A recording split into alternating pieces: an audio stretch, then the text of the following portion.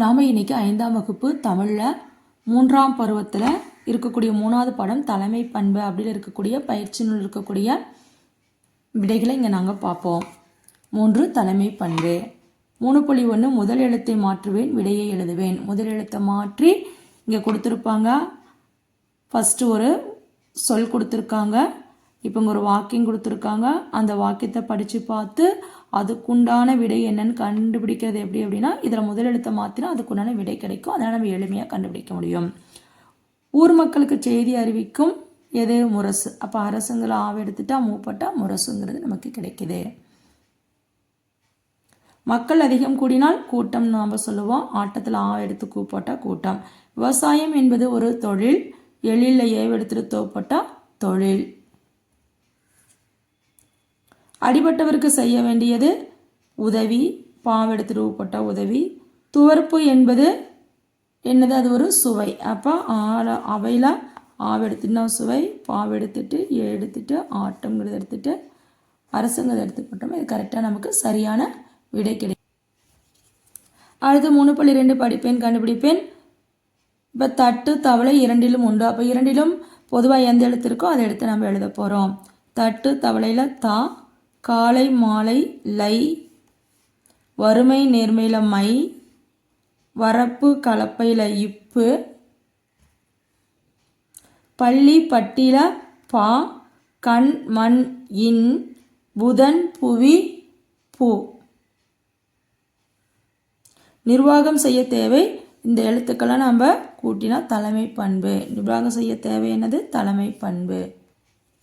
அடுத்ததாக பத்திக்கு பொருத்தமான தொடரை தேர்ந்தெடுப்பேன் எழுதுவேன். இங்கே ஒரு 3 வாக்கியம் கொடுத்துருக்காங்க. இங்கே ஒரு பத்தி கொடுத்துருக்காங்க. இந்த பத்தியை படித்து பார்த்து இந்த பத்திக்கு எது பொருந்துமோ அந்த தலைப்பை நம்ம எடுத்து எழுத போகிறோம். சமூக பொருளாதார முன்னேற்றத்தை ஏற்படுத்துபவர், துன்புறுவோர் மீது அன்பு காட்டுபவர், அனைவருக்கும் பிடித்தமானவர். இங்கே அப்துல் கலாம் பற்றி 3 பத்தி கொடுத்துருக்காங்க, படிப்போம். அப்துல் கலாம் அவர்கள் மிகவும் எளிமையானவர். மாணவர்களை பார்த்தால் மகிழ்ச்சி கொள்பவர், அவர்கள் மீது அன்பு செலுத்துபவர், எதிர்காலம் குறித்து கனவு காணுங்கள் என்று கூறுபவர், மிகுந்த தன்னம்பிக்கை கொண்டிருந்தவர். அதனால் நீ முயற்சி செய்தால் நட்சத்திரங்களையும் பறிக்கலாம் என அனைவருக்கும் ஊக்கமூட்டியவர். அதனால் உலக மக்கள் அனைவராலும் விரும்பப்பட்டார். இப்போ உலகம் அனைவருக்கும் பிடித்தமானவர். அப்துல் கலாம் அவர்கள் இந்தியாவின் வளர்ச்சி குறித்தும் முன்னேற்றம் குறித்தும் தெளிவான பார்வை கொண்டிருந்தார். குறிப்பாக இந்தியாவை அறிவியல், தொழில்நுட்பம் மற்றும் விண்வெளி ஆய்வு ஆகிய துறைகளில் வலுப்பெற்ற நாடாக கற்பனை செய்தார். அப்போ முன்னேற்றுவதற்காக முயற்சி செய்தார். சமூக பொருளாதார முன்னேற்றத்தை ஏற்படுத்துபவர். அப்துல் கலாம் அவர்கள் நோயால் துன்பப்படுபவர்கள் மீது பரிவு காட்டுபவர். இதற்காக போலியோவால் பாதிக்கப்பட்டவர்களுக்கு எடை குறைந்த ஊன்றுகோலை கண்டுபிடித்தார். அப்போ என்னது? துன்புறுவோர் மீது அன்பு காட்டுபவர். அப்போ இந்த பத்திக்கு உண்டான சரியான தலைப்பை நாம் இங்கே எழுதியிருக்கோம்.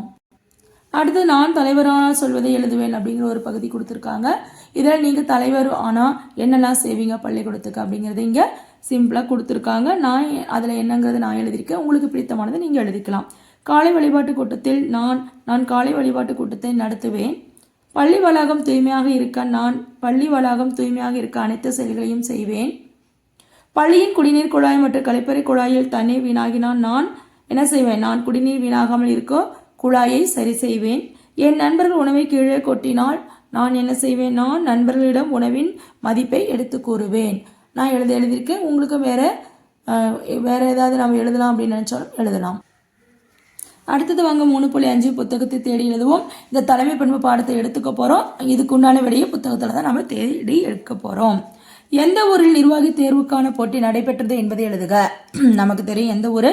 செந்தூர். செந்தூர் என்ற ஊரில் நிர்வாகி தேர்வுக்கான போட்டி நடைபெற்றது.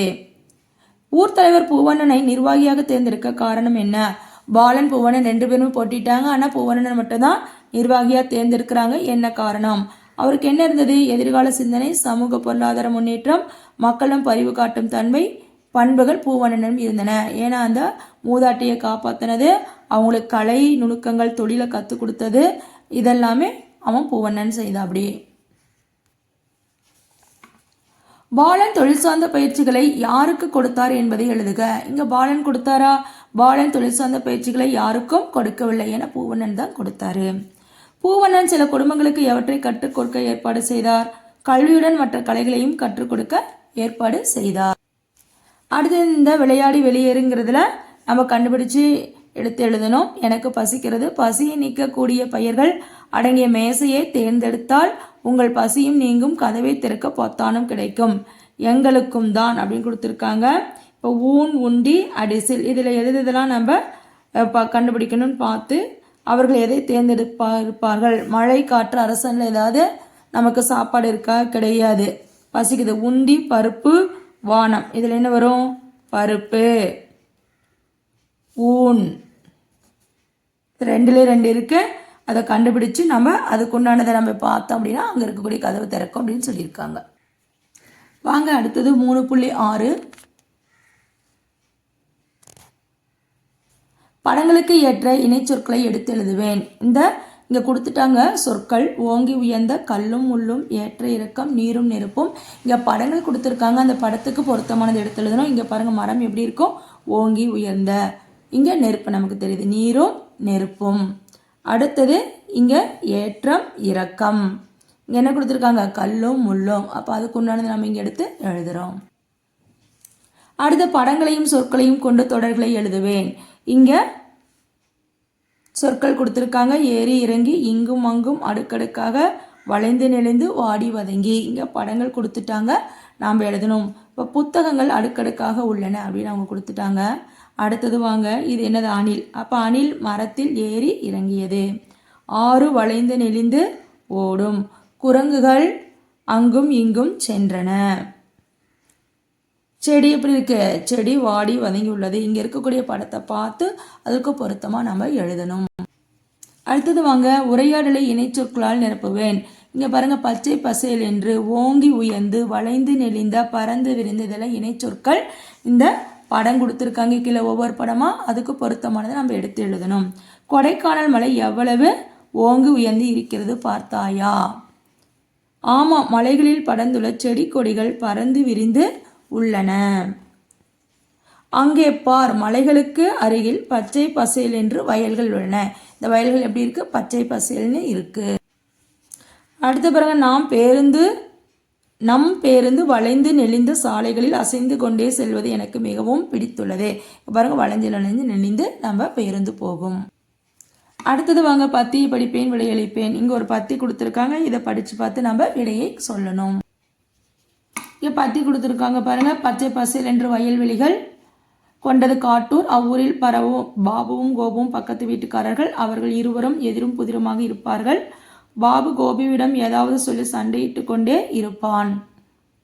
ஒரு நாள் தன் வீட்டு குப்பையை மதில் சுவருக்கு அருகில் சென்று கோபுவின் வீட்டிற்கு பக்கத்தில் கொட்டினான்.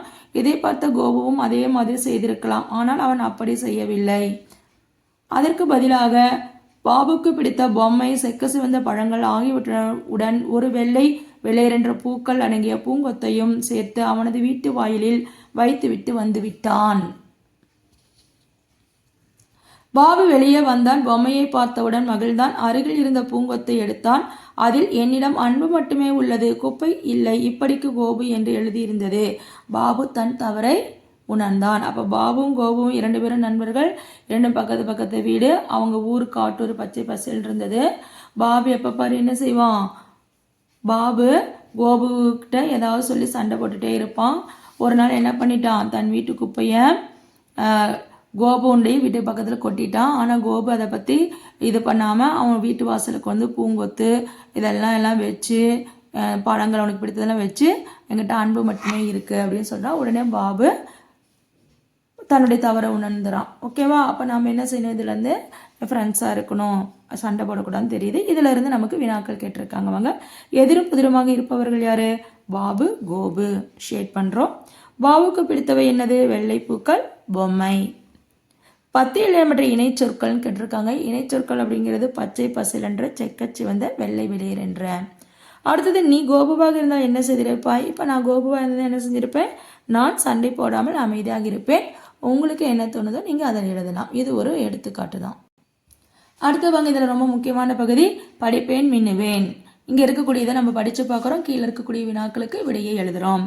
அட்டவணையை படிப்பேன், விடை எழுதுவேன். புழு, கணு, நூல், குடம், முகம், முரம்.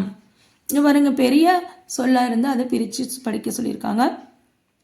சூரியகாந்தி, சூரியகாந்தி. வீடு வீடு முச்சு பஞ்சு துண்டு புற்று கூறு நூற்கண்டு கூடு குன்று மிளகு விந்து சுண்டல் எலும்பு அனுப்புனர் படகு பூசணி நுங்கு உள்ளூர் சிற்றூர் குடுகுடு எண்ணூறு பூட்டு பூச்சி கரும்பு குரங்கு மூங்கில் வல்லூறு தூண்டில் முத்து பூக்கள் துடுப்பு வடக்கு நன்னூல் சுட சுட குளிரூட்டி கதவு மற்றும் தகடூர் விடுப்பு உளுந்து எதற்கு தூக்கணா குருவி. இந்த மாதிரி நம்ம படிக்கும் பொழுது நமக்கு தெரியாத எழுத்துக்களும் தெரியும், நமக்கு வாசித்தல் திறனும் அதிகமாகும். இதிலிருந்து வினாக்கள் கீழே கேட்டிருக்காங்க. தாவரங்களிலிருந்து கிடைப்பவை. இங்கே இருக்கக்கூடியதில் எதெல்லாம் தாவரத்திலிருந்து கிடைக்கும்? சூரியகாந்தி, மிளகு, பூசணி, நுங்கு, கரும்பு, மூங்கில், பஞ்சு, பூக்கள், உளுந்து. நீங்கள் படித்து பார்த்து எழுதுங்க. தூ எழுத்து என உள்ள சொற்கள். இப்போ தூ எந்தெந்த சொல்லில் இருக்குது அப்படிங்கிறத நம்ம எழுதணும். அடுத்தது வாங்க இந்த இதை படிப்போம். படிப்பேன் மகிழ்வேன். வல்லூர். இது வல்லூரை பற்றி எழுதியிருக்காங்க. வல்லூர் பறக்கும் வல்லூர், வானில் பறக்கும் வல்லூர். சூரியகாந்தி சூரியகாந்தி, மஞ்சள் சூரியகாந்தி, மலரும் மஞ்சள் சூரியகாந்தி.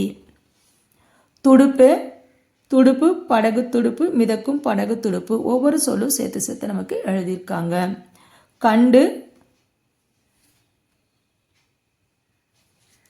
கண்டு நூல்கண்டு உருளும் நூல்கண்டு. அதே மாதிரி இதவும் நம்ம என்ன செய்கிறோம், படிச்சுட்டே வரோம்.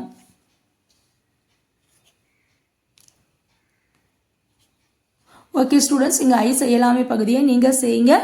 தேங்க்யூ. படித்து பார்த்து எல்லாத்தையுமே செய்யுங்க.